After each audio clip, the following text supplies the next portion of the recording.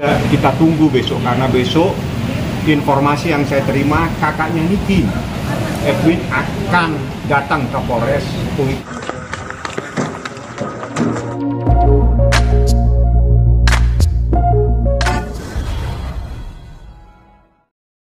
Di Polres gimana Bang? Ya, sesuai dengan informasi yang saya terima melalui Humas pada saat kemarin, memang ada pemanggilan terhadap terlapor F ya, terkait dugaan tindak pidana kejahatan terhadap anak sebagaimana yang diatur dalam Undang-Undang Perlindungan Anak, junto Undang-Undang Kesehatan, dengan ancaman hukumannya maksimal 15 tahun. Sebagaimana informasi yang saya terima kemarin, memang hari Jumat besok dimintai keterangan. Jadi prosesnya adalah dimintai keterangan. Kita lihat seperti apa kehadirannya, apakah dia hadir atau tidak, kita tunggu besok. Karena besok informasi yang saya terima kakaknya Niki, Edwin, akan datang ke Polres untuk juga ingin mengetahui seperti apa orang yang akan dipanggil yang membuat menderita kemenakannya. Seperti itu yang disampaikan kepada saya, dan dia minta supaya Bang, kalau ada waktu habis sholat Jumat Bang, kita ke Polres Bang, kita lihat dia datang atau tidak datang orang yang membuat menderita kemenakan saya. Itu seperti yang disampaikan oleh Bang, terkait kondisi psikis Loli sendiri sejauh ini gimana Bang? Kalau dia kan sudah lebih baik ya, lebih jauh dari orang-orang yang selama ini mungkin memberikan informasi atau masukan yang tidak benar. Saat ini dia ada dalam pengawasan dan perlindungan dari sebuah lembaga, di mana itu atas permintaan Nikita. Jadi Nikita itu ingin memberikan yang terbaik buat anaknya, ingin terbaik, ada perlindungan buat anaknya. Karena apa? Karena dia juga mendengarkan, mengetahui dalam berita acara pemeriksaan, dalam berita acara permintaan keterangan itu ada hal-hal yang sangat mengkhawatirkan, sehingga dia mengambil sikap, Bang, ajukan permohonan. Saya bilang, setelah dia tahu bagaimana, ajukan permohonan untuk perlindungan. Dan sekarang Laura itu ada di bawah perlindungan sebuah lembaga yang diatur dalam undang-undang, dan itu adalah lembaga negara. Bang, kemarin kan juga sudah ada 11 saksi dan 2 yang belum diperiksa, 13 ya Bang jumlahnya. Ya. Sejauh ini ada saksi dari keluarga Bang, mungkin nanti akan dihadirkan? Sementara belum. Sementara saksi-saksi yang langsung terkait itu adalah saksi yang mengetahui kejadian. Jadi saksinya terbagi dari saksi yang mengetahui kejadian pada bulan April. Dan itu yang luar biasa sekali, yang dahsyat sekali. Bahkan dia sempat berinteraksi itu, bertemu, ngobrol, ngopi bareng, bahkan sempat dia naik ke apartemen, menceritakan dan sebagainya, dan itu sudah dituangkan dalam pemeriksaan. Yang kedua, saksi yang mengetahui kejadian di bulan Juni itu ada 2 orang.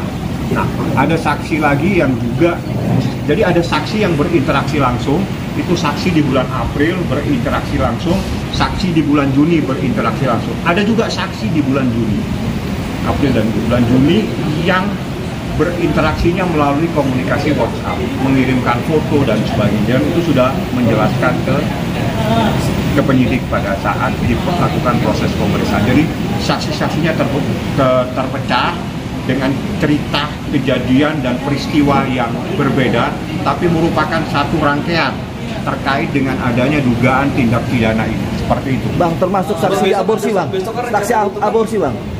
Saksi itu disampaikan, tapi itu adalah proses penyidik yang bisa menyampaikan. Seperti apa, saya tidak punya hak untuk menyampaikan ke media atau ke masyarakat. Karena yang jelas saksi itu datang. Saksi itu adalah saksi yang tahu pada peristiwa bulan April, saksi yang tahu pada peristiwa bulan Juni. Ada saksi yang berkomunikasi langsung, ada saksi yang berkomunikasi melalui percakapan WhatsApp dan percakapan melalui media. Bang, besok kan rencananya kakaknya Niki akan hadir. Mungkin ada pembicaraan Niki juga ikut hadir untuk nemuin. Kalau Niki saya belum berkomunikasi dari tadi. Saya nanti sebentar saya akan telepon dia. Tapi yang jelas Edwin telepon saya, tolong Bang, sama-sama kita ke Polres. Nah ini jam berapa saya bilang gitu. Kita habis sholat Jumat saja, lebih enak habis sholat Jumat kita datang, kita lihat. Saya ingin ketemu. Dia bilang jauh-jauh saja, jangan bertemu, nanti kamu emosional. Ini kita soal visum mana bang? Soal visum kemarin bang, hasilnya bang? Visum langsung ke penyidik. Dong diumumkan ke humas. dong. Berarti belum tahu hasil visumnya bang? Ke humas saja, karena gini ya, visum itu bahasanya gini, visum et repertum, dan visum itu pro justisia. Jadi kalau namanya pro justisia itu kita tidak punya hak, dan itu adalah terkait dengan proses hukum. Itu haknya penyidik, haknya polisi. Nah, kalau haknya polisi tanyakan kepada mereka. Biasanya visum itu mendetailnya itu ada dalam sebuah konklusi atau kesimpulan dan sebagainya. Kalau saya nggak punya hak. Bang, bisa dibilang bang besok berarti visum itu ingin mempertanyakan masalah tentang keperawanannya ini ya bang? Tanya langsung ke penyidik. Gitu ya? Yang Bang. jelas visum itu nanti yang akan membuka cerita ini. Ya. bang bisa dibilang besok Jumat Keramat bagi FA. Itu jadi gini, proses ini kita ikutin saja. Jadi proses hukum kita ikutin. Apakah ini proses penyelidikan? Jadi ada proses penyelidikan, ada proses penyidikan. Seingat saya saat ini proses penyelidikan. Artinya adalah mencari dan untuk menemukan ada dan tidaknya sebuah peristiwa dan perbuatan pidana. Nah, seperti apa kelanjutannya? Alangkah baiknya tanyakan kepada Humas Polres Metro Jakarta Selatan. Bang, sejauh ini sudah ada obrolan sama Niki bang. Mereka sudah melaporkan Eva, mungkin melaporkan kuasa hukumnya sudah ada obrolan bang. Kuasa hukum maksudnya? Kuasa hukumnya Eva yang ingin dilaporkan mungkin. Nggak ada komunikasi ke sana. Kita fokus.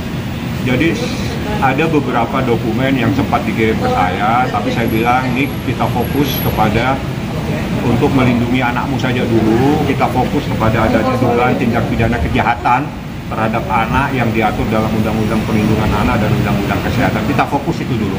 Ini yang harus kita fokuskan. Saya mencari saksi, saya berkomunikasi dengan saksi, dan alhamdulillah saksi semua yang hadir itu saksi yang ingin menegakkan kebenaran dan mereka datang. Kamu mau bantu? Saya mau bantu. Saya yang tahu. Oke. Bang, sempat ada obrolan dengan Niki bang, kalau dia tuh pengen ketemu ke Fadel, ketemu akan seperti apa bang? Ada yang disampaikan gitu mungkin bang? Gak mungkin lah dia mau ketemu. Ngapain juga? Ada apa kepentingan apa nih? Bang. Yang jelas dia ingin orang yang dilaporkan itu segera diproses secara hukum. Jika memang terbukti mohon segera dilakukan penahanan. Janji komunikasi telepon bang? Gimana bang? Sempat ada komunikasi telepon yang... Itu kan kejadian pada saat kita meminta supaya Lori ikut, dan itu adalah di luar perkiraannya dia. Itu ya. Saat itu dia menelpon Laura, tapi yang ngangkat adalah Nikita. Bang, seandainya Eva tidak hadir bang, apakah akan dijemput oleh pihak Tanya polisi. Yang jelas aturan di KUHAP itu ada bagaimana proses pemanggilan pertama, kedua, dan seterusnya itu. Tapi kalau memang penyidik memerlukan karena sudah ada hal-hal yang luar biasa, penyidik punya hak untuk melakukan tindakan segera. Bang, cukup ada bukti sama saksi bang, apa bisa mungkin Fadel besok langsung dijerat tersangka gitu? Atau diamankan? Saya berharap proses ini segera. Jadi silakan tanyakan ke penyidik ya, karena penyidik yang mempunyai hak untuk menilai, merangkaikan fakta-fakta ini. Jadi saksi ada, bukti tertulis ada, saksi-saksinya ada. Saksi bercerita dalam peristiwa-peristiwa yang berbeda, tapi merupakan satu kejadian terhadap satu subjek hukum yang bernama Laura. Jadi subjek hukumnya Laura, tapi peristiwanya ada di bulan April, ada peristiwa di bulan Juni. Mereka berinteraksi langsung. Mereka yang tahu karena Loli bercerita atau Laura bercerita, sehingga itulah yang membuat kita pada saat di Polres Metro Jakarta Selatan menyatakan saya kaget begitu saya mendengar keterangan saksi. Seperti itu kalimatnya. Tapi apa? Saya bilang nih, apa yang kau tahu cukup untuk kamu, lainnya biar serahkan kepada penyidik kepolisian Polres Metro Jakarta Selatan. Bang, jika besok diperiksa Fadel bersalah atas saksi-saksi tersebut, apa tidak kemungkinan dia langsung ditahan? Penyidik yang jawab. Silakan langsung ke Humas, karena saya dalam kapasitas adalah pengacaranya Nikita.